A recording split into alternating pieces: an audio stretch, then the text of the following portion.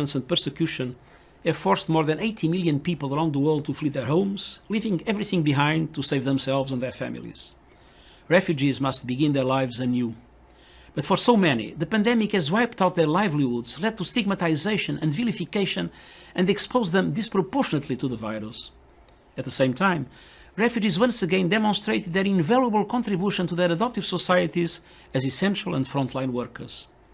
We have a duty to help refugees rebuild their lives. COVID-19 has shown us that we can only succeed if we stand together. On World Refugee Day, I call on communities and governments to include refugees in healthcare, education and sport. We heal together when we all get the care we need. We learn together when we are all given the chance to study. And we shine together when we play as a team and respect everyone. Angelina Jolie, Special Envoy for the UN Refugee Agency, visited a refugee camp in Burkina Faso for World Refugee Day on Sunday.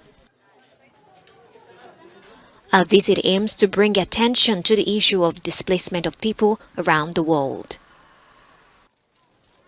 Burkina Faso is acutely affected by the current displacement crisis in the Sahel region of West and Central Africa. Today, 1 in 95 people are forcibly displaced, 1% of humanity, and the numbers are rising. We have to wake up to the trap we are on globally, with so many conflicts raging and the very real possibility that climate change will force tens, if not hundreds of millions of people to have to leave their homes in the future, with no possibility of return.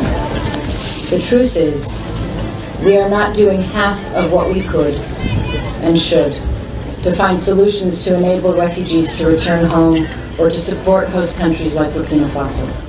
More than 1.2 million people have been forced to flee their homes since 2019.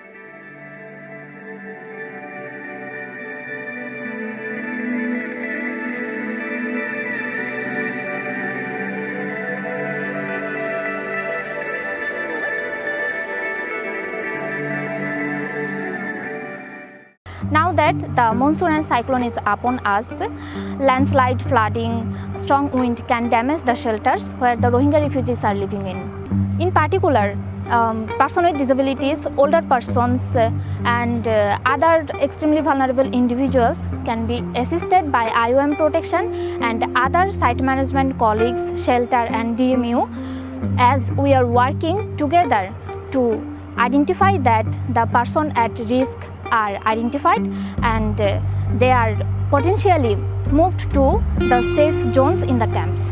As the heavy rainfall continues, the risks are increasing day by day. As we already have been reported, a few landslides happened in the camps already.